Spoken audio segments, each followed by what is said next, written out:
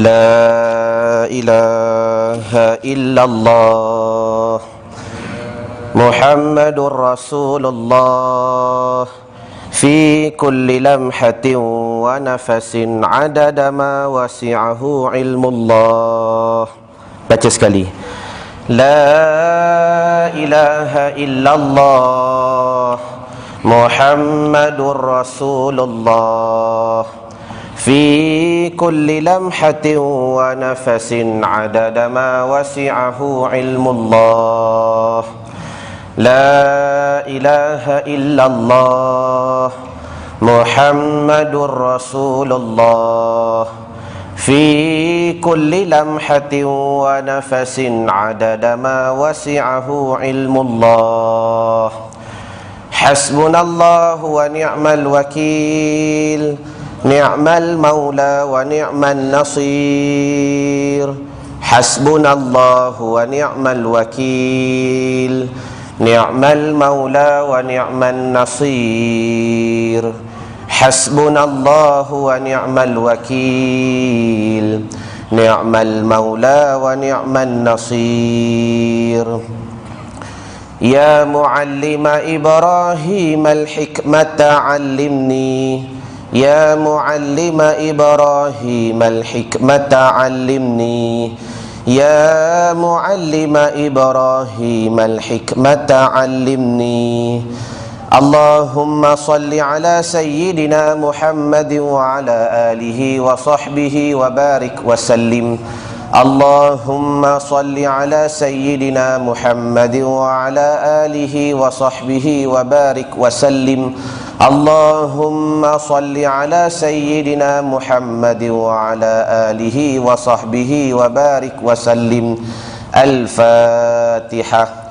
A'udzu billahi minasy syaithanir rajim.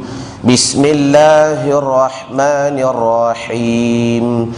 Alhamdulillahi rabbil alamin. Ar-Rahmanir Rahim. Maliki yaumiddin. Iyyaka na'budu wa iyyaka nasta'in. Ihdinas siratal mustaqim, siratal ladzina an'amta 'alaihim ghairil maghdubi 'alaihim waladdallin. Amin. Assalamualaikum warahmatullahi ta'ala wabarakatuh. A'udzu billahi minasy syaithanir rajim. Baca semua. Bismillahirrahmanirrahim. Ilahi anta maqsudi wa ridhaka matlubi. Ilahi anta maqsudi wa ridhaka matlubi. Ilahi anta maqsudi wa ridhaka matlubi. A'tini mahabbataka wa ma'rifatak. Tuhanku, kepadamu maksud pengajianku dan hanya keredaanmu yang aku tuntut. Tuhanku, kepadamu tujuan kehidupanku dan hanya keredaanmu yang aku tuntut. Tuhanku, kepadamu maksud dan tujuanku dan hanya keredaanmu yang aku tuntut. Karuniakanlah kepadaku kasih kepadamu dan mengenali dirimu.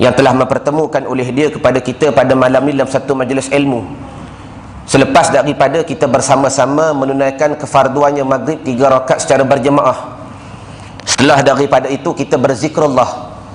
Yang zikrullah ni tuan-tuan, yang telah hamba cerita pada kuliah-kuliah yang lalu, zikir lepas sembahyang maghrib merupakan satu tariqah yang diberi nama sebagai tariqatus syahrul radiyah, yang dalam itu meliputi zikrullah yang paling besar, iaitu afdalu zikri la ilaha illallah.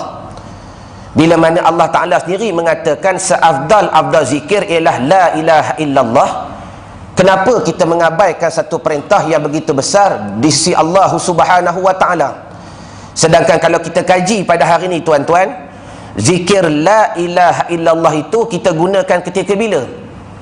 Imam jawab, lepas isyak sekali lagi dah, masa baca tahlil. Masa itulah baru nak baca zikir la ilaha illallah. Kalau tak ada kenuri tahlil, kita tak berzikir dah. Apa yang kita bawa lepas daripada fardu maghrib, benar. Kita baca subhanallah, kita baca alhamdulillah, kita baca Allahu Akbar yang jumlahnya 99 ataupun 100. Walhal kenapa pula kita meninggalkan satu perkara yang telah diperintahkan oleh Allah Subhanahu wa Ta'ala? Kerana zikir la ilaha illallah bukan semata-mata satu lafaz yang habis di lidah. Bahkan kalau tuan-tuan membaca sekalian kitab yang dikarang oleh para ulama yang didatangkan dari Nabi SAW, begitu banyak kelebihan yang meliputi dalam kalimah la ilaha illallah. Yang kalimah itu boleh meresap kepada darah, daging, zahir, batin dan sebagainya.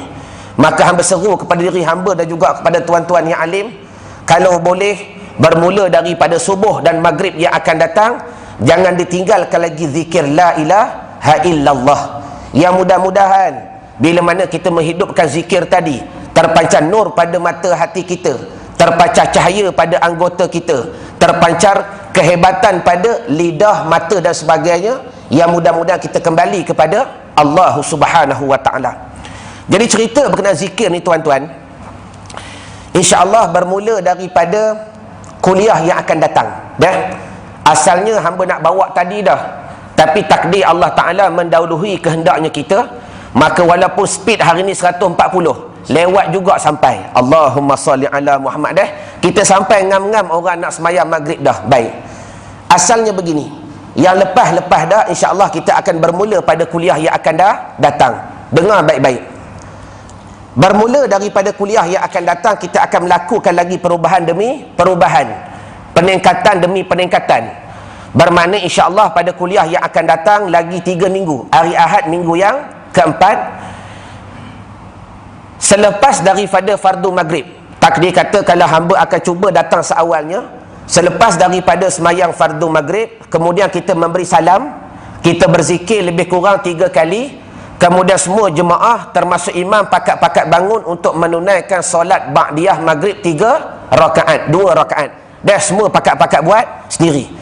Ulang balik, selepas daripada kita sembahyang maghrib 3 rakaat, kita beri salam, zikir 3 kali astaghfirullah, kemudian semua pakat-pakat bangun untuk menunaikan solat sunat maghrib 2 rakaat. Selepas solat menunaikan solat sunat maghrib 2 rakaat, kalau boleh sembahyang sunat tu tuan-tuan tak usah bertempiaran, duduk di saf masing-masing. Kalau nak afdal, bertukar tempat. Dah, bertukar tempat. Yang tadi kita duduk di sini, calit kawan kita, mudah-mudahan dia berubah. Baik. Setelah kita menunaikan solat sunat maghrib 2 rakaat, kita akan menunaikan pula secara berjamaah solat sunat awabin. Yang di mana-mana kitab, yang di mana-mana buku, semua kita baca perihal ni tuan-tuan, sembahyang sunat awabin. Tapi kalau kita rujuk balik, pernah tak kita buat? Sedangkan ini satu perkara yang tak pernah ditinggalkan oleh Nabi SAW. Cuma kata ulama, afdal sunat awabin ni 8 rakaat. Dah, tetapi pengalaman hamba ketika duduk di pondok dan hamba rujuk kepada guru, memadai kita melakukan ia 2 rakaat. Bermakna kita akan buat secara berjamaah solat sunat awabin, ataupun namanya solat sunat taubat. Tapi masyhur di antara maghrib dengan isyak dinamakan dia solat sunat awabin secara berjamaah. Kemudian kita beri salam. Kemudian kita akan menunaikan pula solat sunat hifzul iman. Biar hamba cerita pada hari dengan tertib, takut besok tuan-tuan dah tak kelang kabut. Dah. Setelah kita beri salam, kita pakat-pakat bangun jemaah pula. kita akan menunaikan solat sunat hifzul iman. Apa makna hifzul iman? Semayang sunat memelihara iman. Yang juga kalau tuan-tuan belilah mana-mana buku tentang semayang sunat, diceritakan solat sunat begini. Cuma waktu yang paling afdal di antara maghrib dengan isyak. Setelah kita melakukan solat sunat hifzul iman, memelihara iman 2 rakaat secara berjemaah, setelah daripada itu kita akan bersama-sama berzikrullah dalam satu zikir yang dinamakan Tariqatul Ahmadiyah Idrisiyah.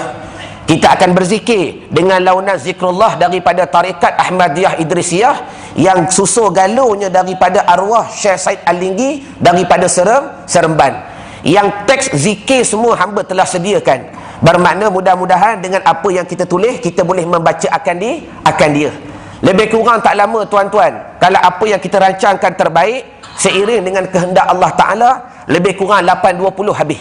8.20 habis. Kemudian kita akan meneruskan pengajian kitab sampai daripada waktu ini sampai pukul 9. Bermakna kita mengaji tuan-tuan bukan setengah jam. Hakikat kita mengaji bermula daripada maghrib. Jangan tuan-tuan nampak mengaji setengah jam sahaja. Tak. Pengajian kita tuan-tuan sebenarnya terbahagi kepada 2. Satu, pengajian yang zahir. 2, pengajian yang batin. Apa dia pengajian zahir? Makanan bagi akal, iaitu ilmu kitab, yang kita akan bermula daripada 8.20 atau 8.25 sehingga pukul 9. Yang sebelum daripada itu, kita memberi makanan yang batin. Kita mengaji dengan Allah Subhanahu Wa Ta'ala, iaitu pengajian yang berbentuk zikrullah, yakni makanan bagi hati. Yang mudah-mudahan bila hati dengan akal ni tuan-tuan dibersihkan keduanya dengan ilmu yang hak. Hati dibersihkan dengan ilmu zikrullah, akal dibersihkan dengan ilmu kitab. Mudah-mudahan terpancar nur pada zahir batin kita. Yang akhir sekali mudah-mudahan kita makrifat kepada Allah Subhanahu Wa Ta'ala. Faham mana ibarat? Dah. Jadi bermakna kalau nak komplain pun komplain akan datang. Dah. Lalu dahulu jalannya bagaimana, kemudian rasa sendiri. Yang kata ulama, man lam yazuk lam yadri. Siapa tak rasa dia tak tahu. Walaupun sebulan 2 kali kita melakukan ini tuan-tuan, mudah-mudahan walau tak banyak walaupun sedikit, mudah-mudahan memberi kepada kita pembukaan supaya kita makrifat kepada Allah Subhanahu Wa Ta'ala. Wallahu a'lam. Tak faham tanya, tak tanya faham.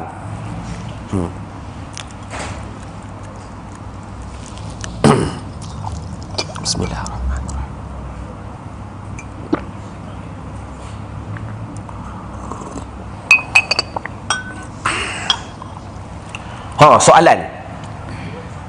Sila. Ya? Niat solat, usalli sunnatal hifzul iman. Yang tu kelak kita akan beritahu, kita akan guide satu persatu. Cuma adab, kata ulama, sembahyang sunat itu ada dengan adabnya begini. Tidak boleh berkata-kata. Daripada kita memberi salam waktu maghrib, jangan berkata walau sepatah, sehingga kita menunaikan solat sunat awabin dan solat sunat hifzul iman. Cuma kita yang duduk di hadapan hamba kena guide lah tuan-tuan yang alim. Takut di antara kita ada yang tak mengerti niat dan sebagainya. Dan bagi diri tuan-tuan, kalau boleh jaga lidah, jangan berkata walaupun sepatah. Jelas? Dah? Usalli sunnatal hifzul iman. Saja aku solat sunat memelihara iman 2 rakaat kerana Allah Ta'ala. Habis. Wallahu a'lam. Baik. Sekiranya tiada soalan lagi, kita akan meneruskan pengajian kita untuk kita khatamkan pada hari ini pada membicarakan tahsinus solah. Hari itu kita berhenti di mana, Imam? Habis dah? Rasa tahiyat habis dah? Oh, tahiyat tak habis lagi? At-tahiyat tak habis lagi? Allah, mengaji berapa tahun dah? Allahumma salli ala dah. Bukan salahnya mengaji Ustaz Irwan yang tak datang. Allahumma salli ala Muhammad. Baik. Tahiyat tak habis lagi? Oh, dah. Ya? Mr. Cameraman lagu mana? Betul? Betul dah? At-tahiyat tak habis lagi? Allahumma salli ala Muhammad. Baik. A'udzu billahi minasy syaithanir rajim. Baca semua.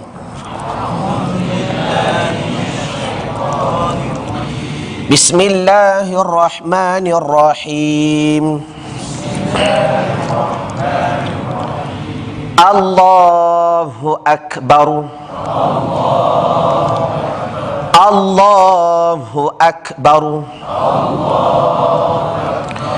Bismillahirrahmanirrahim. Okey. Alhamdulillahi Rabbil Alamin. Ar-Rahmanir-Rahim. Dah, molek dah. Jangan baca rah tapi baca ra. Ar-Rahmanir-Rahim. Maliki yaum. Ma dah, letak di kanan bibir sedikit. Waw mim ba fa, empat beradik. Wa ma ba fa. Maliki yaumiddin.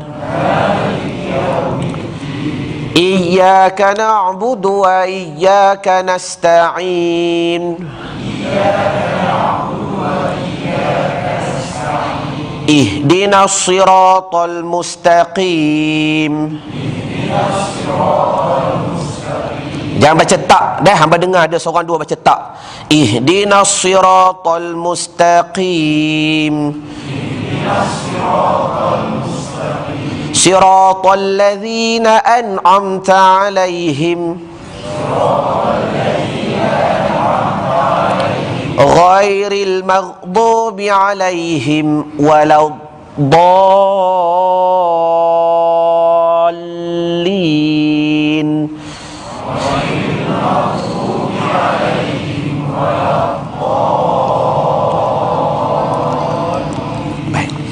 Yang ketiga, perkara yang wajib dibaca dalam sembahyang dengan betul, tahiyat.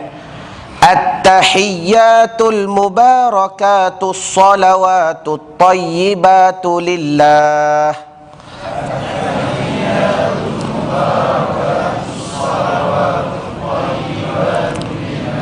At-tahiyyat, hiyya double y dah. At-tahiyyatul mubarakatus salawatut tayyibatu lillah.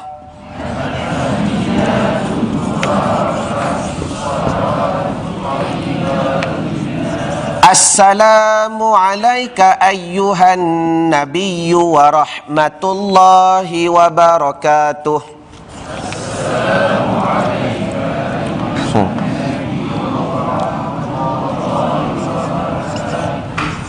Assalamu alayka ayyuhan nabiyyu wa rahmatullahi wa barakatuh.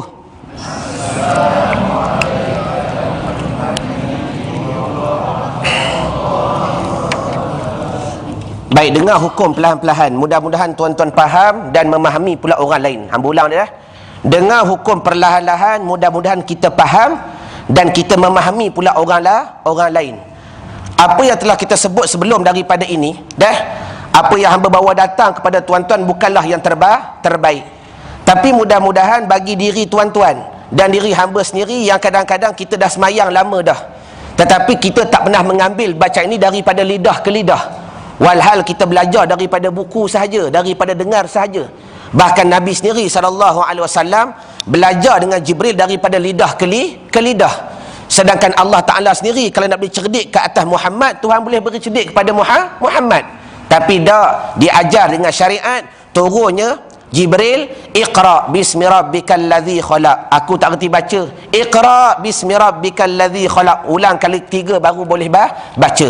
Bermakna jangan kata Quran yang perlu kita belajar dari lidah ke lidah. Bahkan bacaan yang wajib dalam sembahyang juga wajib kita belajar dari lidah ke lidah. Fahaman ibarat? Ada? Bermakna hamba ulang, yang kita bawa bukanlah yang terbaik. Tapi mudah-mudahan tuan-tuan mengaji dengan hamba. Ini juga yang hamba dapat daripada Tok Syekh Pakir Daud, yang dia belajar daripada Syekh Karim Al-Banjari, ulama-ulama di Mekah. Yang mudah-mudahan riwayat ini sampai dari lidahnya Nabi SAW. Satu. Yang kedua, bila sebut tentang mengaji, telah kita bahaskan sebelum daripada ini, yang wajib mengaji tuan-tuan bukan wajib berubah. Fahaman ibarat? Yang wajib tuan-tuan usaha datang mengaji pun tak apa dah. Nak bawa pen buku, malas buat pen buku tu nombor 2. Contoh dah. Yang penting nak datang mengaji pun tak apa dah. Kerana apa? Yang wajib mengaji. Sebab hamba dengar daripada tuan-tuan tadi, ada di antara kita yang masih lagi duk baca Assalamu alayka ayyuhan nabiyyu warah. Dah banyak yang kau baca panjang, you baca panjang. Kerana apa tuan-tuan? Pengalaman hamba membahaskan perkara ni hampir 7 tahun. Dan di mana-mana surau, setelah kita peringkat mengkhatamkan takbir Fatihah, tahiyat, selawat, salam, kita akan masuk pula level yang seterusnya untuk membaca seorang-seorang. Dah. Tapi pengalaman hamba, kalau buat baca seorang-seorang lepas fardu maghrib, confirm ramai tak datang dah. Allahumma salli ala Muhammad. Dah. Tinggal hamba dengan imam dengan tuan kameraman. Dah.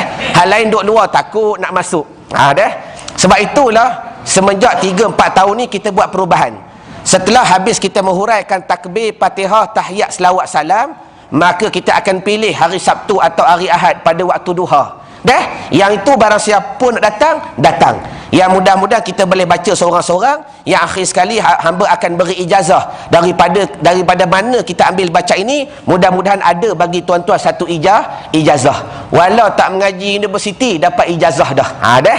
Yang ijazah ini boleh melepaskan kita dunia dan akhirat. Ada master, ada PhD, ada MA dan sebagainya. Dunia lepas, akhirat belum tahu. Fahaman ibarat. Habis. Jadi nak beri faham, yang wajib mengaji, berubah serah kepada Allah. Inilah yang menzahirkan kepada kita kebaik sangkaan kepada orang lain, yang telah kita bicara pada minggunya lepas, pada bulannya lepas. Dah. Contoh seorang laki-laki semayang sebelah kita, dia baca Alhamdulillahi Rabbil Alamin. Dia baca Alhamdu. Sedangkan yang kita belajar wajib baca Alhamdu dengan ha. Sekarang ni laki-laki tu baca Alhamdu. Kita maklum kesalahan menukar bunyi boleh merubah makna. Maka semayang dia sah tak? Ya? Semayang dia sah ke tidak? Dah, nak tengok sah ke tidak, tengok dia ni masa mengaji datang tak? Tu je kaedah. Dah. Kita nak hukum semayang dia sah ke tidak, tengok masa kuliah dia datang tak? Kalau muka dia ada waktu kuliah, kita hukum semayang dia sah. Kerana apa? Dah mengaji, dah mendengar, dah usaha, tapi berubah bukan datang dari Ustaz Irwan, bahkan berubah datang daripada Allah. Kita wajib berusaha semata-mata. Begitulah yang berlaku kata Ibrahim alaihissalam. Tatkala dibakar oleh api, burung ambil air, bawa air yang begitu sedikit dalam kantongnya mulut, pergi kembali. Akhir ditanya, ya burung, mu buat ni benda tak ada faedah. Air yang membawa itu mana mungkin membakar Nabi Ibrahim yang apinya tuan-tuan tahu tinggi mana? Cuba teka. Siapa boleh jawab betul hari dapat hadiah. Dah. Kita bagi poster free ialah Allahumma salli ala Muhammad. Tuan-tuan buka dalam tafsir Sawi, kata ulama, tinggi api yang membakar Nabi Ibrahim alaihissalam 7 hari perjalanan. Agak-agak sini sampai KLCC, kalau berjalan berapa hari? Kalau berjalan lah, tak usah naik motorkar, berapa hari? Dah tak pernah buat lagi dah, buat sekali. Contoh. Maknanya kalau baru 3 hari 3 malam, itu rendah lagi. Jadi burung tadi pergi kembali ditanya orang apa buat benda tak faedah. Sedangkan air yang membawa itu mana mungkin memadamkan api yang begitu besar. Dia kata aku tahu, tapi aku yakin sifat memadamkan itu bukan air, tapi memadamkan itu Allah. Ya aku lebih takut kelak aku ditanya oleh Allah Ta'ala, di mana pengorbanan aku untuk agama? Di mana pengorbanan aku untuk Nabi kasih Allah Ibrahim alaihissalam? Jadi nak beri faham, yang penting kita lakukan perubahan. Berubah tu serah kepada Allah. Faham mana ibarat? Nak melakukan perubahan bukan payah. Lagu mana? Ya? Pangkahlah bulan. Allahumma salli ala. Bukan politik dah. Provokasi. Maaf dah. Wallahu alam. Habis. Allah cuik sikit, jangan nak marah. Ada? Baik. Jadi kembali kepada masalah yang kita bahas. Mudah-mudahan bila tuan-tuan ada ilmu, baru kita boleh menghukum orang tu baca betul ke salah. Walaupun dia ahli mengaji, kalau salah terbaca, kita kembali kepada Allah. Malaikat imam. Ada? Imam janganlah seseorang yang tahu dia salah baca kita hantar ke depan. Yang ni tak boleh. Kerana ada pilihan daripada imam yang lain. Kalau kita semata-mata mengamalkan kaedah ni, tak apalah dia tu sok mau datang mengaji contoh. tuan kameraman. Baca tak betul pun tak apalah, dia kaki mengaji. Letak di hadapan sebagai imam, hukum ni tak boleh. Faham mana ibarat? Tapi kalau bagi makmum, kita wajib berbaik sangka. Habis. Baik. Jadi kembali kepada assalamu alaika. Assalamu alaika ayyuhan nabiyyu wa rahmatullahi wa barakatuh. Baca.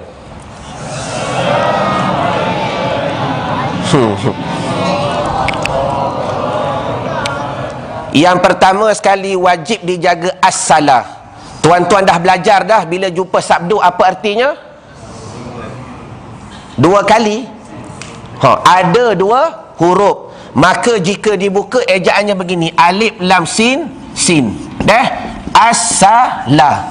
Maka wajib dibaca dengan sifat dua huruf as-salah. Tuan-tuan jaga dah. Walaupun perkataan ni kita baca perlahan. Orang mana tahu aku baca betul ke salah? Kalau di sini tuan-tuan baca salah dah, maka adik-beradik dekat assalamualaikum pun sama juga. Bermakna dijaga yang di sini, mudah-mudahan di lafaz salam nanti betul. Wajib dibaca dengan dua sin, as-salah, dengan sifat dua sin. As-salah. Assalamu alaika. Satu. Yang kedua, jangan ditambah hamzah pada mim. Jangan baca mu, tapi baca mu. Ini lebih dibahaskan dalam masalah makhraj sifat huruf. Kalau tuan-tuan laju pada bacaan, memang akan terjadi mu. Maka jaga lidah, baca assalamu alaika. Jangan baca mu, tapi baca mu. Dua. Yang ketiga, yang ni sunat juga, tak wajib. Dibaca dengan satu harakat. Bagi mereka yang baca dua harakat, tak batal sembahyang, tapi makruh juga. Assalamu alaika ayyuhan nabiyyu wa banyak kita jumpa lagu ni bila mana masuk dalam pihak praktikal. Tapi hukum tak batal sembahyang. Walhal perbanyakkan minta dengan Allah, berilah kami kekuatan supaya kami boleh berubah. Tiga. Yang keempat, ayyuhan nabiyyu. Serupa juga, jangan dibaca dua, bahkan dibaca satu harakat. Nabiyyu wa rahmatullah. Baik. Ta ni tuan-tuan, kalau kita belajar dalam kaedah tajwid, ta ni cuma ada dua. Pertama namanya ta ta'nis, yang panjang ni. Yang kedua namanya ta marbutah, yang bulat ni. Dalam Quran ta cuma dua. Hamba nak beri syarah. Kalau ketika berhenti pun berbeza, mana mungkin ketika sambung sama? Faham tak? Kalau ketika berhenti berbeza, mana mungkin ketika sambung sama? Contoh, baca waqaf akan dia. Muslimat, kalau kita berhenti, bunyi ta tak? Bunyi. Tetapi kalau ta marbutah, kalau kita waqaf, bunyi apa? Rahmah, bunyi ha. Yang ini bunyi ti, yang ini bunyi ha. Bermakna kalau ketika berhenti pun berbeza, mana mungkin ketika sambung sama? Bermakna ta marbutah tuan-tuan jangan dibaca dengan sifat taknis. Ada kadang-kadang imam kita jumpa, Assalamualaikum warahmatullahi. Dengar sedap tapi salah. Tul-tul. Sebab apa? Ta marbutah, sifat tak berangin. Yang berangin ni ta hak panjang ni. Jadi baca dengan baik. Assalamu alaika ayyuhan nabiyyu wa rahmatullah. Jangan baca matul. Yang tu bukan sifat dia. Sifat ta taknis ni yang panjang ni yang berangin. Yang ini tidak berangin. Assalamu alaika ayyuhan nabiyyu wa rahmatullahi wa barakatuh. Baca.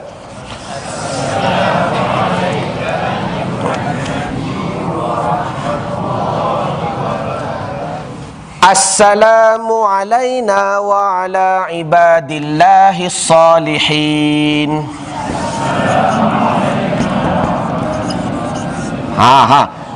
Assalamu alayna wa ala ibadillahi salihin.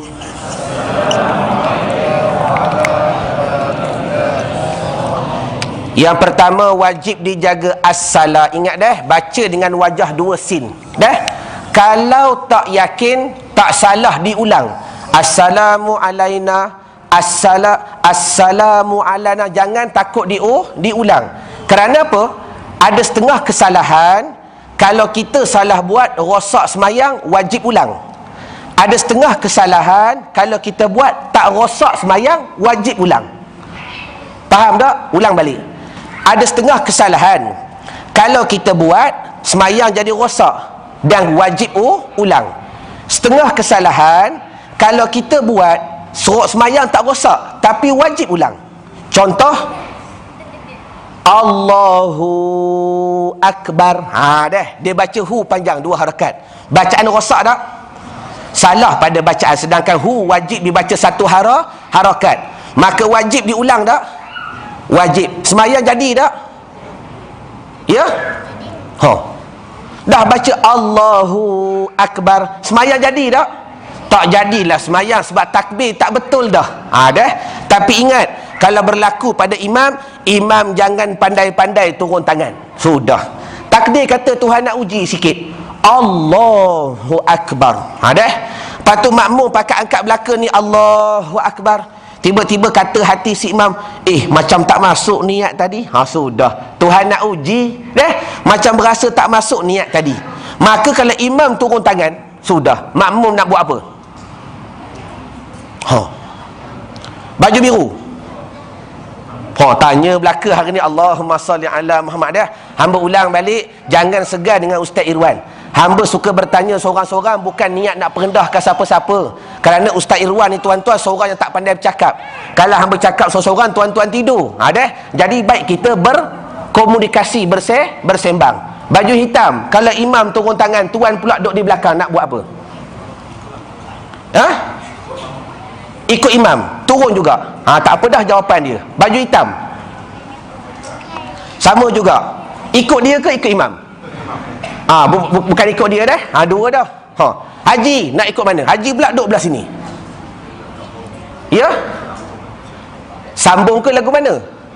Bermakna teruskan semayang. Tengok dah, dalam satu jemaah dah ada 2 mazhab dah. Tak apa dah. Hak tu mazhab lain, hak ni mazhab lain. Tanya pula belah sini. Tu hak baju putih, tuan nak buat apa? Sudah. Ya?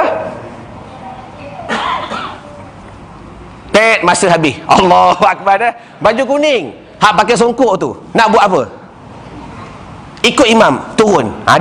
Bermakna alhamdulillah 3 orang telah memberi jawapan yang betul. Yang memang jawapan tu tak betul. Allahu Akbar dah. Dengar baik-baik. Kita wajib ikut imam, wajib. Selagi mana perbuatan itu bukan perbuatan yang salah. Kalau perbuatan itu salah, haram kita ikut. Bukan boleh ikut hukumnya haram. Kerana apa? Kata ulama, haram membatalkan semayang dengan sengaja. Bermakna apa yang perlu kita buat? Teruskan semayang. Dan imam tu takbir lagi sekali. Ustaz, bukankah mendahului imam? Tak. Masalah mendahului imam ni tuan-tuan bukan pada takbir. Kalau kita buka kitab fiqh, ulama kata mendahului imam 2 perkara. Pertama, pada kaki. Itu yang dimaksudkan dengan mendahului. Contoh, kalau jari kita panjang, tumit kita di bawah, tapi jari kita lebih, contoh di sini, tak ada masalah. Tapi kalau tumit kita melebihi tumit imam, bermakna ini baru tak sah. Satu masalah. Yang kedua, berkenaan mendahului imam pada perbuatan rukuk, sujud dan sebagainya. Jadi masalah takbir tak dikatakan mendahului imam kerana bukan sengaja. Kalau imam tak angkat dulu, kita baru angkat Allahu Akbar, kemudian imam baru angkat, boleh tak kita ikut imam? Sudah. Dah. Kita baru masuk lambat sangat imam nak semayang dah. Semayang dululah. Takbir Allahu Akbar. Tengah-tengah baca Fatihah, imam pun takbir. Boleh tak kita masuk dalam imam? Sudah. Boleh ke tak? Jawabnya boleh. Kan dah mengaji begitu lama dah. Kan kita dah kata dari luar boleh masuk, dah keluar tak boleh masuk. Apa yang makna dari luar boleh masuk? Contoh, berkenaan masalah mengejar imam. Ni nak cerita tuan-tuan.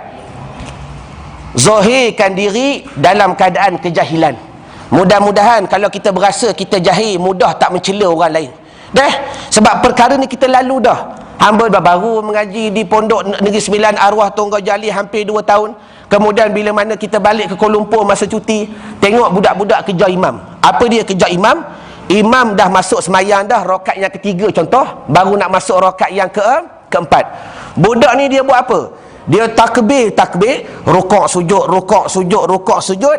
Bila imam bangun 4, dia pun bangun 4. Sudah. Dah. Kemudian dia ikut imam. Imam beri salam, dia pun beri salam. Betul ke tak? Ya? Dengar dah. Apa yang jawapan tuan-tuan bawa sama juga dengan apa yang hamba bawa dulu. Kata tak reti, budak tak mengaji. Walhal bukan dia tak reti, kita yang jahil. Walaupun budak tu buat dengan perihal tak tahu, tapi apa yang dia buat tu betul. Hamba buka kitab Mahali, rupa-rupa ulama pernah cerita masalah ni, walaupun pendapat tu begitu dhaif. Bukan untuk kita amal, tapi nak cerita pendapat itu ada. Digunakan pendapat tadi bukan masalah perbuatan, tapi disyarahkan dalam masalah niat. Maknanya begini. Contoh, kita masuk. Imam ikut dia lah, nak masuk 3 ke masuk 4 ke. Kita takbir Allahu Akbar, hal keadaan semayang seorang diri. Semayang seorang dulu. Dah? Rukuk sujud. Bila sama dengan imam 4, kita pun 4, baru niat aku ikut imam. Sudah selesai. Dah. Baru niat aku jadikan ia sebagai imam. Bermakna sah tak? Dah berubah lah pula. Allahumma salli. Ni kata reti ni. Dah. Cuma nak beri faham, jangan buat. Nak cerita kaedah ada. Cuma yang paling afdal, kalau imam tu 4, kita masuk 1 lah. Lepas tu imam beri salam, kita sambung 2, 3. Ini yang terbaik. Tetapi sekiranya ada orang buat seperti tadi, jangan kita cela, kata tak betul, walhal kita yang tak reti. Kerana perbahasan ini dibahaskan dalam masalah niat. Sama macam tadi, kita takbir dulu Allahu Akbar, imam lambat sangat takbir. Bila imam dah baru takbir, kita niat masuk akan dia. Sama juga semayang 2 orang. Imam dah beri salam, kita bangun dengan kawan kita, nak menghabiskan lagi 1 rakaat, masuk lewat tadi. Sahabat kita bangun, kita pun bangun. Asalnya dua-dua ikut imam yang satu. Yang banyak kita pilih, mu semayang seorang, aku semayang seorang. Walhal jemaah ni sunat kita teruskan akan dia. Lagu mana? Yang belah kanan ganjak selangkah sedikit. Dah? Pilih pula aku jadikan dia imam. Kalau kita niat dia jadi imam, kita dapat pahala jemaah. Kalau kawan kita tak niat jadi imam, aku jadi imam bagi dirinya, dapat pahala jemaah. Kalau dia tak niat, dapat pahala seorang semata-mata. Fahaman ibarat? Bermakna awal kita ikut yang lain, kemudian kita pilih dia pula. Ni yang kata dari luar boleh masuk. Fahaman ibarat? Sama juga cerita yang kita kata, tuan-tuan asar tadi masuk seorang. Masuk seorang diri, seorang pun tak ada, imam tak datang belaka ke. Contoh hari ni hari Ahad. Dah, kita buat keputusan nak tunggu lagi 15 minit. Sampai 15 minit seorang pun tak ada nak buat sembahyang jemaah. Aku pilihlah sembahyang seorang diri. Duduk dekat tiang tu sembahyang seorang-seorang. Baru nak takbir, baru nak rukuk, masuk pula lagi 5 orang nak sembahyang. Sudah. Dah, dia tak nampak kita sebab kita hilang di sebalik tiang tu. Contoh, maka mereka ini datang ke hadapan, buat 1 saf. Kawan dia beserta 5 orang. Takbir. Walhal kita baru nak masuk rakaat yang kedua. Kata ulama, kita boleh ikut dia jadi imam.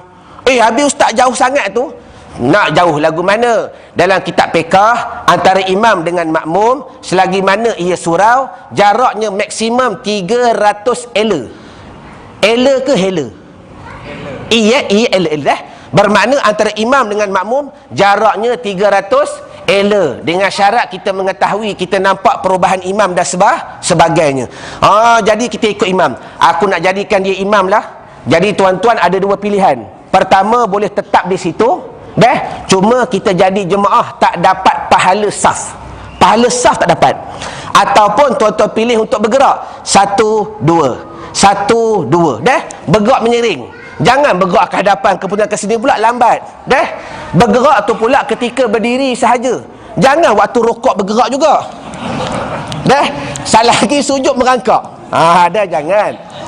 Bergerak itu waktu berdiri sahaja. Dah imam rukuk, kita berhenti tengah jalan. Rukuk, iktidal, sujud. Masuk rakaat seterusnya, sambung perjalanan. Baik. Tatkala mereka 3, kita dah 4. Maka pilih, diberi khiyar. Sama ada nak mufaraqah, keluar daripada imam, beri salam, ataupun membaca sekalian bacaan yang sunat selepas daripada tahiyat, supaya boleh memberi salam bersama imam. Jangan ikut imam sampai habis, kerana kita dah menambah lagi 1 rakaat. Hukumnya haram. Kenapa haram? Bukan perbuatan kita dah. Ni kembali masalah tadi. Haram kita ikut imam selagi mana perbuatan itu bukan perbuatan sembahyang. Teruskan semayang. Kalau tuan-tuan turun tangan, hukum semayang batal, lagi haram dan berdosa. Kenapa batal ustaz? Sebab membatalkan semayang lah. Kenapa haram? Sebab sengaja. Contoh, buang angin ketika semayang. Mudah je. Kalau buang sengaja, semayang batal, lagi haram, berdosa. Sudah. Walhal benda tu begitu ringkas. Dah, buang angin. Kenapa ulama kata haram? Kerana angin ni kita boleh pelihara akan dia, boleh jaga walaupun sekejap. Buat kenduri contoh, berasa nak buang angin, excuse me, dah lari ke belakang pintu contoh, kita buang angin, alhamdulillah, bermakna lebih kurang 5 saat boleh tahan tak? Boleh. Begitu juga dalam sembahyang. Kalau takkan ulama buat kitab kaedah menahan-nahankan kentut. Di antaranya apa? Kalau berasa nak buang angin dalam sembahyang, bermakna tekan perut. Dah, tekan perut. Dah tekan nak berasa keluar juga, kemutkan dubur. Ada? Yang tu kaedah hamba tak kata nak tunjuk lah. Tuan-tuan faham-faham sendiri. Sudahlah. Allahumma salli ala Muhammad. Dah? Dengar. Bila kemut pula, kita cuba pertahankan akan dia. Bila rukuk, sekali lagi terkeluar tak? Dah rukuk terbuka lah balik. Dah? Maka bila rukuk terkeluar, tak batas semayang. Faham mana ibarat? Baik, hukum. Nak buang angin tu pula ketika bila? Rakaat yang pertama. Walhal kita saf di hadapan. Tuan-tuan nak buat apa? Tanya Syekh dulu. Dah? Jemaah sampai saf kelima tu, dah semayang batal dah. Nak buat apa? Nak keluar kot mana? Baik, ini yang dikatakan dengar dah. Sebab tu kita ulang banyak kali dah. Syal ni tuan-tuan, satu perkara yang begitu penting yang dipakai oleh Nabi SAW. Dah? Orang perempuan panggil syal, orang kita panggil, bagi laki-laki panggil rida. Dah? Rida Nabi pakai ke? Banyak hadis menceritakan tuan-tuan. Satu peperangan. Dah? Yang kata Sayyidina Ali karamallahu wajhah, aku pergi berperang, balik-balik tengok Nabi lah khemah sedang berdoa. Pergi perang balik lebih kurang setengah jam, balik pula nampak Nabi berdoa tak habis-habis lagi. Pergi kali ketiga, nampak pula Nabi berdoa sampai tak habis lagi, sehingga jatuh ridaknya. Tu hadis kata. Apa tu ridak? Syal lah. Baik, guna syal lagi lagu mana? Di antaranya tuan-tuan, atau dipanggil ridak, dengar dah, apa yang tuan boleh buat tatkala setelah batal wuduk. Kalau agak-agak boleh jalan. Kalau tak ada ruangan, terus duduk tunggu sampai habis sembahyang. Habis tu ustaz, yang di antara keduanya tak batal ke? Tak putus saf ke? Jawabnya tidak terputus saf, kerana itu tiang yang baru datang. Dah? Faham tak tiang? Tuan-tuan gunakan kaedah ni bila kita sembahyang Jumaat. Orang laki-laki suka bawa budak. Sepatutnya kalau dia cerdik, kalau dia tahu anak dia tak bersunat, dia duduklah hujung sekali. Dia letak anaknya di sebelah sana. Tapi duduk tengah-tengah, dia letak anak kita tengah-tengah dah. Tanya dah sunat belum? Contoh, tak sunat lagi. Maka kita niat budak itu merupakan tiang yang baru datang. Dia tiang yang memisahkan di antara dua saf. Artinya, cicak. Kalau terus duduk pun boleh, ataupun paling ke belakang, buat begini. Dah? Buat begini. Bermakna mudah-mudahan di antara keduanya boleh buka sekejap. Dah? Buka kita bolehlah lalu. Kalau buat begini juga tak nak buka, buat lagu mana? Buat begini. Ada Allahumma salli ala. Dah ada yang jenis bangsa tak faham. Baik. Begitu juga tuan-tuan, kalau kita tengok berasa yang sini sendat sangat, boleh tak kita berjalan di hadapan orang semayang? Ni yang kata Nabi SAW, berjalan di hadapan orang semayang mengakibatkan 40 hari amalan ditolak. Banyak orang mengaji hadis ni tak habis. Ustaz, habis tu lagu mana 40 hari Tuhan tak terima amalan? Kita jawab, benar Tuhan tak terima amalan, melainkan kita istighfar, melainkan kita bertaubat. Kalau bertaubat, Tuhan tariklah balik denda tadi. Fahaman ibarat? Yang dikatakan berjalan di hadapan orang semayang tu lagu mana? Contoh, adik baju pink bangun, mai sini, duduk sini, berdiri. Dah, belakang sikit. Sekiranya melangkaui dua saf, 1 dan 2, kita jalan di hadapannya, tak diiktibar orang berjalan di hadapan orang yang semayang. 1. Yang kedua, sana pun ada orang semayang, kita jalan di hadapan ni. Khilaf ulama. Setengah ulama kata boleh, setengah ulama kata tak usah. Tetapi kalau berjalan di sini, ni saf dia dah, bermakna berjalan di hadapannya, yang ni tak ada khilaf, bermakna dinamakan berjalan di hadapan orang sedang sembahyang. Duduk, terima kasih. Dah. Maka nak buat lagu mana? Di antara kan ulama ajar, kalau orang nak lalu kita buat begini. Dah. Tak usah buat begini, saat lagi dia salam. Dah. Buat begini, jauh sikit. Dah. Nak lalu juga buat begini. Contoh macam kata tadi. Baik. Tetapi sekiranya hak sini tak boleh lalu, hak sini tak boleh lalu, kita pula tak tahan nak terkucil dan sebagainya, bermakna gunakan rida, letak di sini dan jalan, letak di sini dan jalan. Allah tak dinamakan berjalan di hadapan orang yang semayang. Jelas? Dah. Yang ni bukan untuk sepakai pakai kerana penggunaannya begitu banyak. Faham ke tidak? Faham, tapi tak beli juga. Allahumma salli ala dah. Kuliah datang hamba nak bawa 30 lai. Semua pakat beli. Wow. Dah. Habis.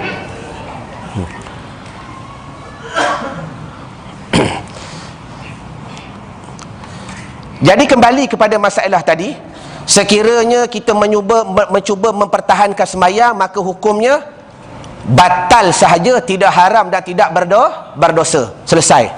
Sambung. Maka kembali kepada as-salah tadi. Ni kita kata dah, ulang balik kembali pada awal.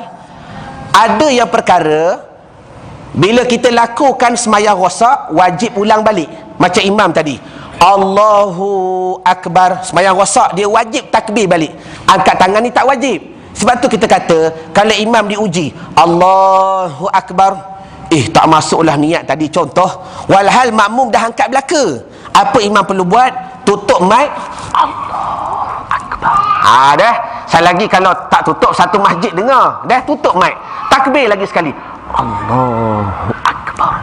Dah. Walhal angkat tangan ni sunat juga. Fahaman ibarat. Baik, satu. Tetapi kembali kepada masalah as-salah, kalau memberi salam, ni bedanya. Wajib dibaca dengan dua sin. Assalamualaikum. Siapa yang wajib? Bagi mereka yang Tuhan beri kekuatan. Kita syarah pula. Yang tak beri kekuatan, wajib tak? Sudah. Faham ke tak? 30 tahun dah dia semayang, dia baca lagu mana? Assalamualaikum warahmatullahi. Tok, Pak Ngah, tak boleh baca Assalamualaikum, kena baca Assalamualaikum. Dia hangguk, ya ustaz, ya ustaz. Waktu mengaji datang. Tapi isyak sekali lagi, dia boleh buat tak begitu? Jawab, dah. Ni nak bagi faham, wajib mengaji. Kan kita kata dah dahulu, takbir, Fatihah, tahiyat, selawat, salam, 5 perkara yang wajib dibaca dalam semayang dengan betul.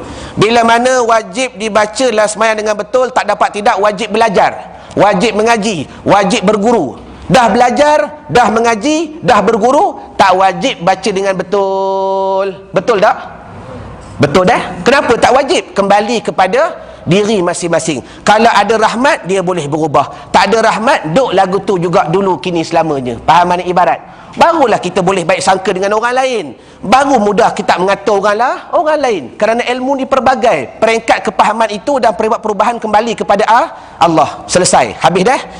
Jadi, bila dia baca Assalamualaikum warahmatullahi, dia berasa, tak betul bacaan aku ni. Bukan dia cakap. Kalau dia cakap batal semayang dah. Contoh dah. Dia berasa pada hati, Assalamualaikum warahmatullahi. Dia berasa bacaannya tak betul. Dia wajib ulang balik. Hal keadaan semayang tak batal lagi. Melainkan dah salam yang kedua. Dah beri salam yang kedua, Assalamualaikum. Sudah. Berasa tak betul yang pertama tadi. Boleh ghostan balik tak? Ya? Boleh ghostan balik tak? Tak boleh ghostan balik. Faham mana ibarat? Dah? Sebab tu kawal telinga, jaga perasaan. Dah? Bermakna konsentrate atas semayang itu. Mudah-mudahan kita boleh merasakan baca itu semayang salah ataupun betul. Habis kembali.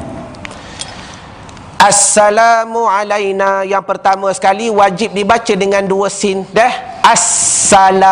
As-salah, satu. Yang kedua, mu'alaina, jangan ditambah hamzah pada ain yang kita akan syarah pada salam nanti. Dah? Mu'alaina, dua. Yang ketiga, wa ala ibadillahi salihin, yang ni kebanyakan betul bacaan mereka itu. Assalamu alaina wa ala ibadillahi salihin. Baca.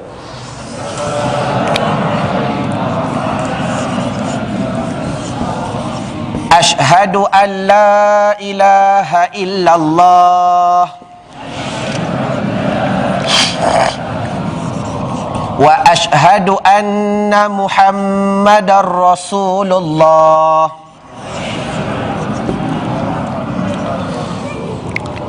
Dah, ashhadu, walaupun satu perkataan separatekan bunyinya. Ashhadu an la ilaha illallah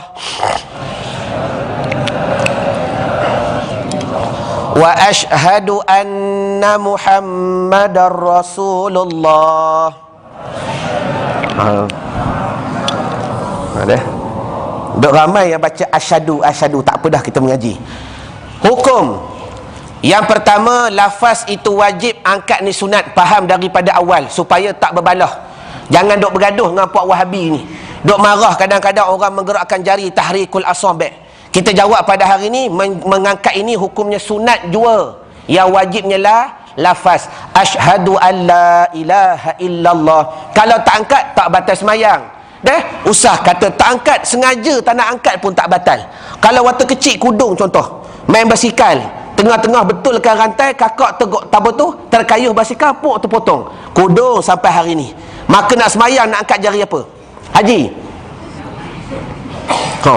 Nak angkat jari lain, asyhadu an la ilaha illallah, tak boleh dah. Nak angkat kiri pula tukar, asyhadu an la, dah. Ulama kata tiada diganti dengan jari yang lain. Kerana apa? Angkat ini sunat jua, melainkanlah lafaz wajib. Baik.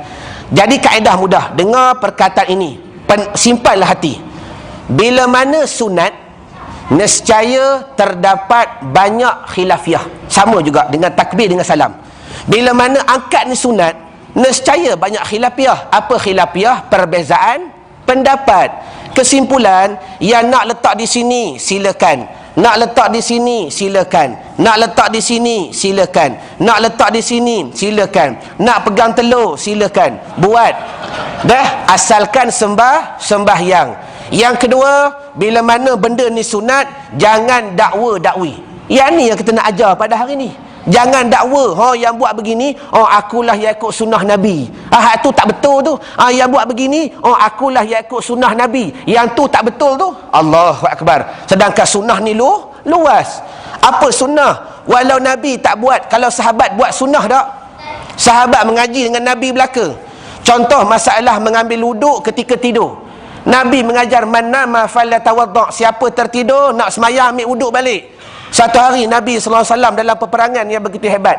Kemudian lepas daripada fardu maghrib, Nabi bagi tazkirah. Ada beberapa sahabat yang letih kerana hari itu Nabi bagi tazkirah terlampau panjang. Maka ada beberapa sahabat yang tertidur. Maka nak beri faham, ustaz-ustaz yang datang hari ni, walaupun alim lagu mana pun, kalau nampak jemaah tidur tak usah marah. Dah, hak mengaji depan Nabi pun tertidur ada. Allahumma salli ala Muhammad. Dah, hak mengajar tu Nabi SAW. Baik. Nabi tak hiraukan sahabat-sahabat yang tertidur ni tuan-tuan. Kerana apa? Allah Ta'ala memelihara mereka macam tok kenali. Dah, tiap-tiap kali mengaji dia tertidur. Dia duduk betul-betul di anjung, di bucu surau. Tiap-tiap kali mengaji tertidur. Tetapi bila mana habis khatam kitab, ditanya soalan, dia yang jawab dulu. Itulah tok kenali wali Allah. Kita ni yang tak dikenali, dah. Tiap-tiap kali mengaji tertidur. Agak-agak kalau ustaz tanya boleh jawab tak? Allah, kalau tuan-tuan boleh jawab, jangan angkat tangan, lutut lagi kan ku cium. Allahumma salli ala Muhammad. Fahaman ibarat? Dah. Habis. Kembali kepada masalah tadi. Jadi ulangan, jangan timbul dakwa-dakwi. Dah, yang ni tak nak. Yang nak buat disilakan. Jangan dakwa, akulah yang ikut sunnah. Walhal kita sendiri tak pernah melihat Nabi SAW. Habis tu ustaz, hadis yang kata sallu kama ra'aitumuni usalli, semayalah kamu sebagaimana kamu tengok. Jangan pandai baca sahaja tapi tak pandai syarah. Nabi suruh tengok ke Nabi suruh tahu? Jawab. Hai. Hadis kata apa? Sallu kama ra'aitumuni usalli. Semayanglah kamu sebagaimana kamu tengok aku semayang. Daripada hadis tadi, Nabi suruh tengok ke Nabi suruh tahu? Nabi suruh tengok. Sebab itu dalam prinsip sembahyang, mata lebih kuat daripada hadis. Dengar baik dah. Mata lebih kuat daripada hadis. Mana ustaz kata mata lebih kuat daripada hadis? Hari ni kalau berpandu ke hadis, kita bergaduh, kita berbalah. Lama dah kita buat tazkirah, kita buat muzakarah dengan puak Syiah, dengan puak Wahabi, dengan puak Mu'tazilah, tuan-tuan dah. Semua ada hujah masing-masing. Menceritakan tahiyat, yang kita ada dalil kita, yang puak-puak Wahabi ada dalil dia, bukan sedikit hadis. Cerita masalah Tuhan di atas aras, contoh, kita ada hujah kita, dia ada hujah dia, walhal benda tu sama, cuma kepahaman berbeza. Habis tu nak buat lagu mana? Oh, sebab tu kalau tuan-tuan fikir balik, betul Nabi kata, kamayanglah kamu sebagaimana kamu lihat aku sembahyang. Nak beri faham, Nabi terlebih mengetahui akhir zaman ni tuan-tuan, wujud pelbagai perdebatan dah, pertempuran yang tak habis-habis. Maka hujah yang paling kuat mata. Oh, maka dijawab orang, kita pernah melihat Nabi semayang tak? Tak. Yang lihat Nabi semayang siapa? Sahabat. Jadi bila sahabat melihat Nabi semayang, mereka buat apa yang Nabi ikut. Sebab tu sahabat juga dikira sebagai sunnah. Siapa yang melihat sahabat? Tabi'. Siapa melihat tabi'? Tabi'in. Siapa melihat tabi'in? Tabi'in. Siapa melihat tabi'in? Ulama. Jawapannya mudah. Kalau tuan-tuan nak tahu bagaimana sifat solahnya Nabi SAW, gunakan mata sebagai hujah. Hari ni rumah kita ada Astro, buka 106 Oasis. Kita tak sempat pergi China, Oasis sampai. Dah, kita tak sempat pergi India, Astro sampai. Maka dia buat liputan. Oh, di sini masyarakat Islam di sini begini. Kadang-kadang tengah semayang, mata tengok. Bermakna-mana mungkin pendakwaan mereka begini, sedangkan di serata dunia semayangnya lah lain. Sebagai contoh pendakwaan yang kata Nabi letak di sini. Hamba alhamdulillah pergi Mekah, sempat sekali tuan-tuan Allah Ta'ala izinkan semayang di saf yang pertama. Dah, memang kita tunggu waktu detik tu dah. Tunggu, semayang betul-betul lingkungan. Imam tu di hadapan, hamba duduk di sini. Dah, tengah semayang kita tengok imam. Aku kata imam di Mekah pun letak di sini. Imam di Mekah pun tangan letak di sini. Saja tengok pula ketika tahiyat duk buat lagu ni ke? Tak. Dah, imam di Mekah pun asyhadu alla ilaha illallah, duk angkat begitu, letak balik. Jadi mana mungkin pendakwaan yang kata puak-puak ni begini, tahiyat begini, sedangkan mata kita menyalahi daripada apa yang mereka lah lakukan. Pahaman ibarat. Dah. Sebab tu kalau bertelingkahan masalah semayang, gunakan mata sebagai hujah. Kita buat kuliah sebulan 40 orang ustaz contoh, masuk maghrib dengan subuh. Dah, 40 orang yang datang. Cuba cari masa, aku nak duduk di situ lah, mudah-mudahan dapat tengok ustaz. Dalam 40 orang ustaz yang mengajar kita zahir batin siang malam, berapa ramai yang buat lagu ni? Adalah seorang dua, yang lagi 38 tak buat. Maka nak pegang yang mana? Sebab tu ijma' terlebih kuat daripada Quran dan hadis. Bukan Quran tak kuat, bukan hadis tak kuat, kerana hari ni tiada seorang pun yang mampu mencapai tahap mujtahid yang boleh ambil Quran dan hadis sebagai hujah. Nak selesai masalah, gunakan ijma'. Bermakna ketunggalan tiada, gunakan perhimpunan ulama'. Sebab itu hamba ulang balik, sekiranya tuan-tuan dapat beberapa masalah atau persoalan yang tak selesai, nak tahqiq pada hati, gunakan ijma' ulama'. Apa dia ijma'? Simpan dalam telefon ni sekurang-kurangnya 30 orang ustaz. Simpan. Datang satu masalah, forward SMS sekurang-kurang 20 orang ustaz. Sebagai contoh, dah, siapa hak kuliah dekat Radio Hakim tu? Dr. Zahzan. Dengar baik-baik.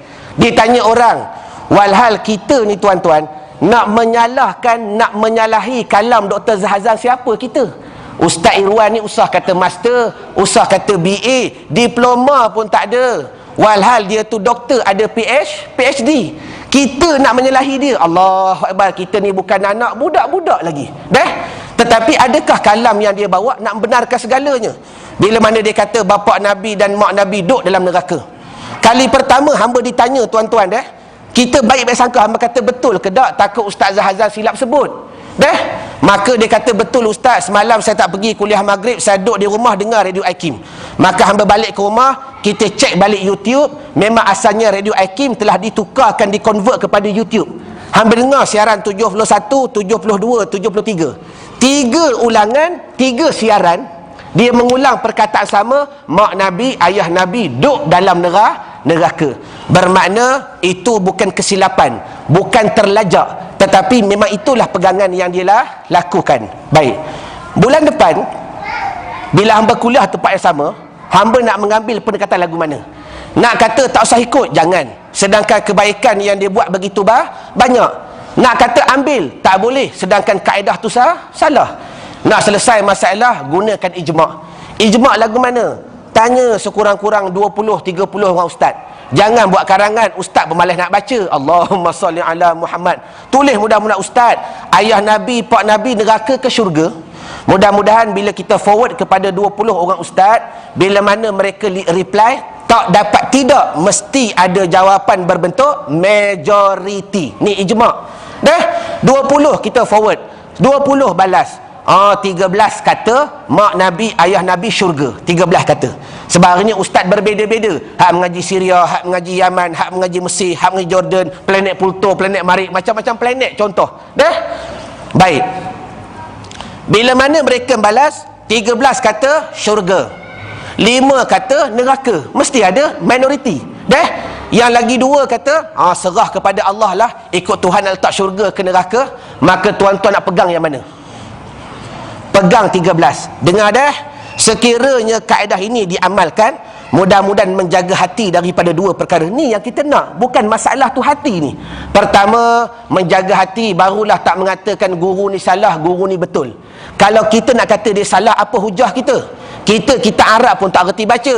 Dr. Zahazan keluar dari Hakim baca kita Arab.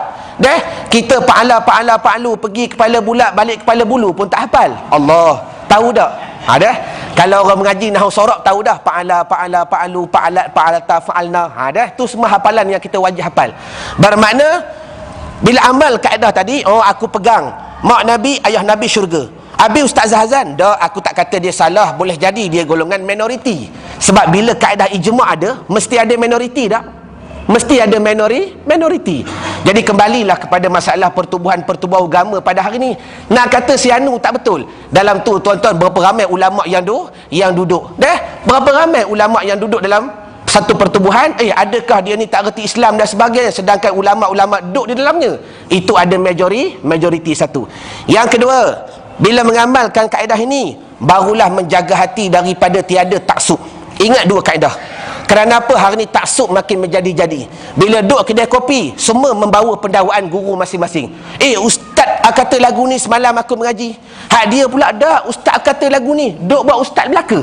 Dah, itu dipanggil taksub. Keluar daripada taksub, gunakan ijma'. Aku tanya 30 orang ustaz dah, 20 kata boleh. Contoh, adalah 5-6 je kata tidak. Maka ijma' menyalahi daripada yang lain. Jelas? Wallahu alam. Habis. Dah? Pukul 9 tak habis juga mengaji. Allahu Akbar. Jadi kembali kepada masalah tadi, hukum angkat ini sunat jua, bacaannya wajib. Walaupun kita membuat begini, asyhadu an la ilaha illallah wa asyhadu anna Muhammadar Rasulullah. Sembahyang sah tak? Sah, kerana yang wajib dijagalah lafaz. Baik. Asyhadu an la ilaha illallah. Baca.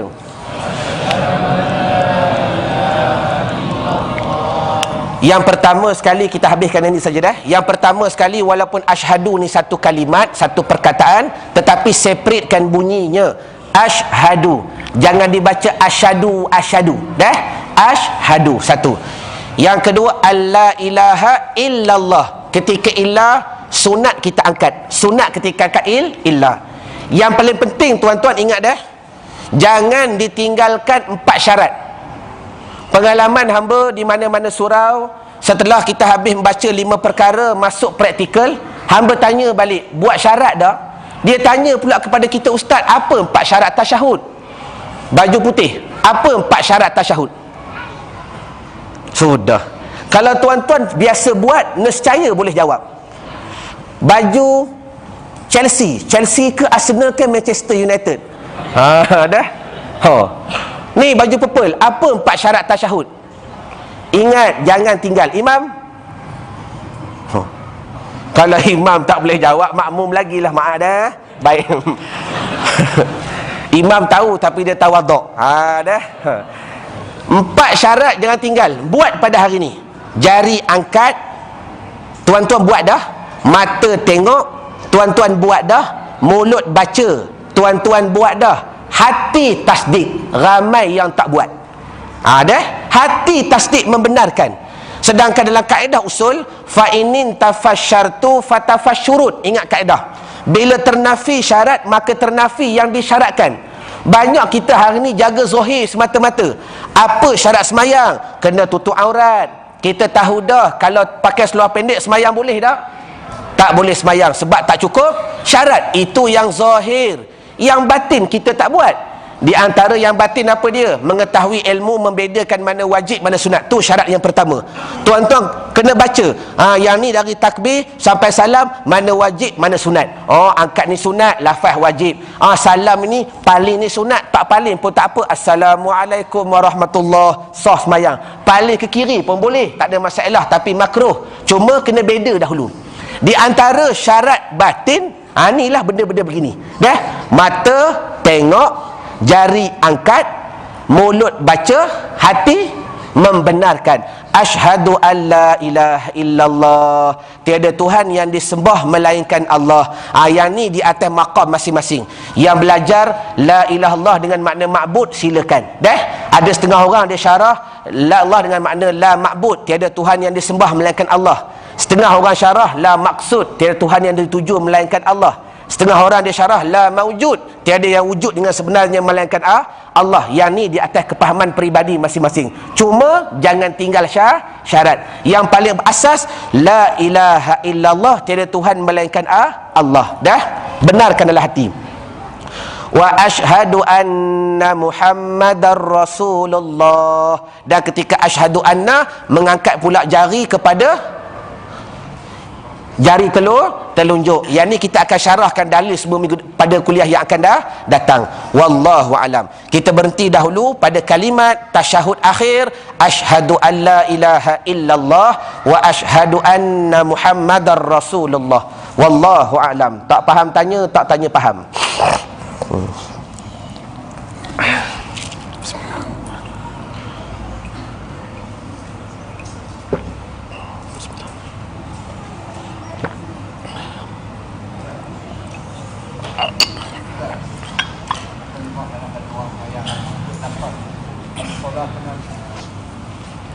As-salatu jama'ah, salatu jama'ah lagi.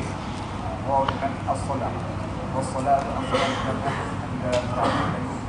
Salatu jama'ah. As-salatu jami'ah dengan was-salah. Sebelum daripada ya. Perkataan mula ada lafaz as-salah Dengan was-salah. Jawapannya as-salah. Dah tiada waw. Dah tiada waw. Kalau bubuh waw pun tak ada masalah. Sebab waw dalam uslub Arab kita boleh menamakan dia sebagai waw istisnaf, yang tiada ataf maktuf. Apa dia waw istisnaf? Yang terletak pada hadapan. Dah. Cuma tak ada makna. Wallahu alam. Yang paling afdal kita baca as-salatu jami'ah. As-salatu jami'ah. Wallahu alam. Habis. Sila tuan. Ya. kalau kita tak dapat niat kita wajib mengulangi syahadat. Berapa kali adakah had-had kali kita mengulang? Baik, istilah wajib ni tuan-tuan tiada bilangan sehingga datang kepada yakin. Contoh begini, jangan kata tasyahud. Boleh jadi kuliah yang lepas tuan ada tak ada dah? Tak ada. Dengar baik. Perkara ni takbir, Fatihah, tahiyat, selawat, salam hamba belajar dengan Tok Syekh Fakir Dok di Fatoni. Tok guru ni tak alim mana tapi duduk di Mekah hampir 30 tahun. Dah, dia balik ke petani buka pondok. Nak cerita masalah ulangan ni, bila hamba belajar dengan beliau, Tok Syekh Fakir Daud ni selalu mengamalkan perkara yang pelik-pelik.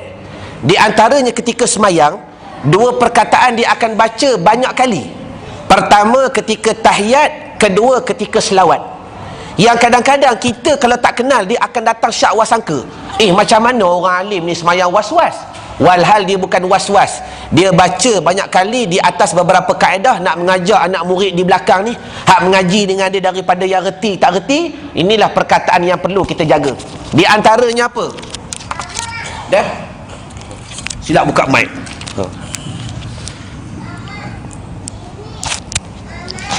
Di antaranya perangai Tok Syekh Fakir Daud ni ketika tahiyat, dia baca begini, At-tahiyatul dah lah baca kuat, satu masjid dengar, mic letak di sini dah. Kalau baca perlahan tak apa, baca kuat.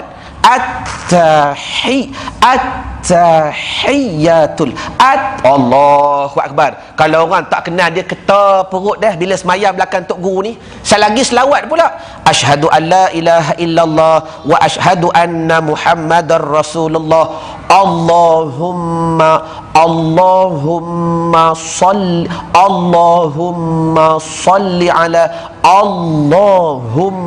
salli ala sampai dia betul baru dia sambung. Minimum dia baca 6 kali. Itulah amalan harian. 3 tahun hamba duduk dengan beliau. Minggu pertama ketar perut dah, minggu pertama ketar perut, datang wasangka wah-wah macam-macam ni.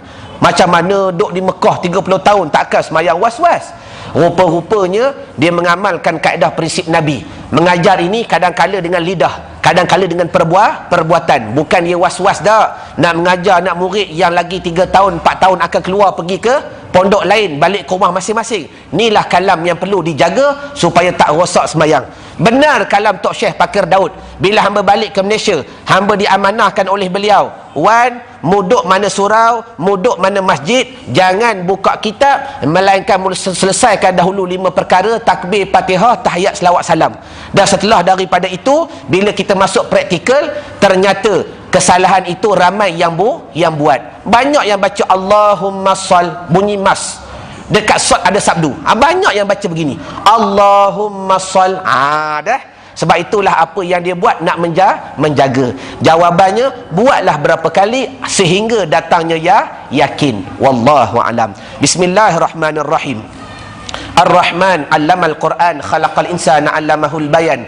Asy-syamsu wal qamaru bihusban wan najmu wasyajaru yasjudan. La tuharrik bihi lisanaka lita'jala bih. Inna 'alaina jam'ahu wa qur'anah fa idza qara'nahu fattabi' qur'anah thumma inna 'alaina bayanah bal huwa Qur'anun Majid fi lawhin mahfuz. Sanuqri'uka fala tansa, sanuqri'uka fala tansa, sanuqri'uka fala tansa. Ya Allah, apa-apa yang kami dengar janganlah engkau lupakan. Ya Allah, apa-apa yang kami tulis janganlah engkau lupakan. Ya Allah, apa-apa yang kami ulang janganlah engkau lupakan. Allahumma salli ala sayyidina Muhammad sirri hayatil wujudi wa sababil a'zami likulli mawjudin salatan tuhafizuna bihal Qur'an wa tufahimuna bihal ayat wa tahfazuna biha su'al qawli wal amali wan niyat wa ala alihi wa sahbihi wa barik wa sallim walhamdulillahi rabbil alamin. Bagi mereka yang baru yang tak pernah ikut kuliah hamba sebelum daripada ini, kalau tuan-tuan nak dapatkan poster mahram, dah selepas daripada ini boleh dapatkan di kereta. Yang poster ni tuan-tuan, alhamdulillah hamba buat pada bulan Ramadan hari tu, yang mendapat feedback yang begitu banyak. Sekarang ni hamba tekan siapa-siapa nak buat kenduri, bermakna daripada kita beri souvenir yang tak ada benda, dah beri coklat, beri biskut, beri telur, yang benda tu habis begitu sahaja, baik tuan-tuan beli poster bagi kepada orang. Sebab alhamdulillah ribuan orang order dah. Untuk orang kahwin kita bagi sekeping RM2 sahaja dah. Tapi kalau kat surau kita jual RM10 lah. Jangan beli RM2 lepas tu meniaga pula. Allahumma salli ala Muhammad. Dengan niat kita nak membantu tuan-tuan, kerana pengalaman hamba daripada feedback yang begitu banyak. Satu hamba Allah dia kata, Ustaz, saya mengaji kitab hampir 20 tahun, pening masalah mahram. Ustaz buat poster, saya baca sekali masuk sampai dalam perut. Kita dengar terkejut, orang masuk dekat hati, dia masuk sampai dalam perut. Allah, hamba kata hebat Tuhan ni. Kerana apa? Mudah-mudahan bila kita bawa balik, frame elok-elok, anak-anak boleh membaca, orang lain boleh membaca, dia kenal siapa mahram, siapa bukan mahram, siapa boleh bersalam, siapa tak boleh bersalam, siapa boleh buka aurat, siapa tak boleh buka aurat. Yang kita nak bukan perubahan, yang kita nak cuma usaha, lebih serah kepada Allah. Jangan nak berubah langsung tak ada usaha. Wallahu alam. Salah dan silap harap dimaafkan. Assalamualaikum warahmatullahi wabarakatuh.